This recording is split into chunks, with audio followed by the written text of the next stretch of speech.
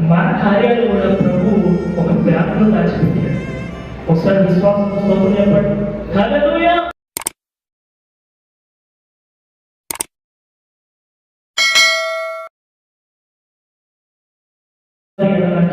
ఆయన దాచించిన మేలు ఎంతో గొప్పది.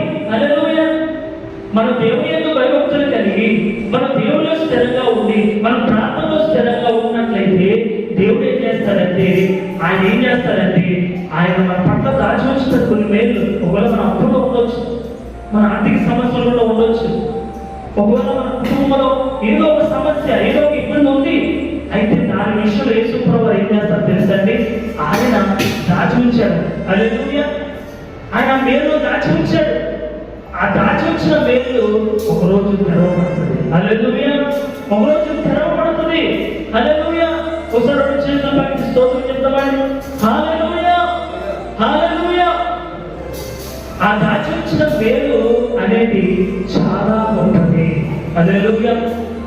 ఆ గొప్ప మేలు, ఆ గొప్ప ఆశీర్వాదం, ఆ గొప్ప దీవెన, ఆ గొప్ప కార్యము మనం చూడాలంటే, మనం పొందుకోవాలంటే మనం ఏం చేయాలంటే దేవునిలో స్థిరంగా ఉండాలి. మొట్టమొదటి విషయం ఏంటంటే స్థిరముగా ఉండి, అంటే మొట్టమొదటి విషయము దేవునిలో స్థిరంగా ఉండాలి. హల్లెలూయా.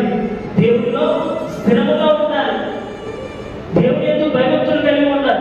ప్రార్థనలో స్థిరంగా ఉండాలి. ప్రతిరోజు ప్రార్థన చేయాలి. ప్రతి వేకువజామున ప్రార్థన చేయాలి. మన కుటుంబం కొరకు ప్రార్థన చేయాలి. సమూహం కొరకు ప్రార్థన చేయాలి. అలాగా మనం ప్రభులో స్థిరంగా ఉన్నప్పుడు ప్రభు ఏం చేస్తారంటే ఆయన మన పట్ల దాచిన మేలు ఉంటాయి. అవి ఎన్నో ఉంటాయి. హల్లెలూయా.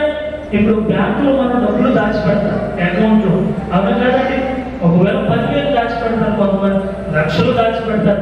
అలాగే కొంతమంది దాచిపెడతారు. మన కార్యాలు కూడా ప్రభు ఒక బ్యాంకులో దాచిపెట్టాడు. ఒకసారి విశ్వాసం స్తోత్రం చెప్పండి. హల్లెలూయా. బ్యాంకులో దాచిపెట్టాడు. సుదర్శన్ గారి కుటుంబం విషయంలో ఆయన ఒక కార్యం ఉంది, ఒక అద్భుతం. ఆయన ఏం చేశాడు తెలుసా? ప్రభు దాచిపెట్టి ఒక బ్యాంకులో తాను ఎవరి దగ్గర ఉంది? ఏసీ దగ్గర ఉంది తాను. హల్లెలూయా. సుగుణమ్మ గారు ఉన్నారు, వారి పట్ల కూడా ఆ బ్యాంకులో దేవుడు కార్యం దాచిపెట్టాడు. మీరు సుధాకర్ గారి కుటుంబంలో కూడా దేవుడు ఆ బ్యాంకులో, ఆ లాకర్లో దేవుడు దాచిపెట్టాడు. వెంకటమ్మ గారి కుటుంబంలో కూడా దేవుడు కార్యం చేయబోతున్నాడు. హల్లెలూయా. కుమారుడు త్వరలో మార్చబడుతున్నాడు దేవుడు. ఆమె చెప్తామా? ఆమె.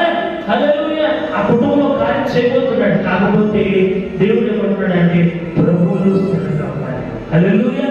మనం స్థిరముగా దేవుని యందు భయభక్తులు కలిగి ప్రార్థనలో కానీ భక్తి విషయంలో కానీ మనం అజాగ్రత్తగా కాకుండా జాగ్రత్తగా దేవుని వెతుకుతూ ప్రార్థనలో ఉంటూ మనం ప్రభువులో స్థిరంగా ఉన్నట్లయితే ఆయన దాచి ఉంచిన ఆ బ్యాంకులో ఒకరోజు ఆయన తాళం తెరుస్తాడు. హల్లెలూయా.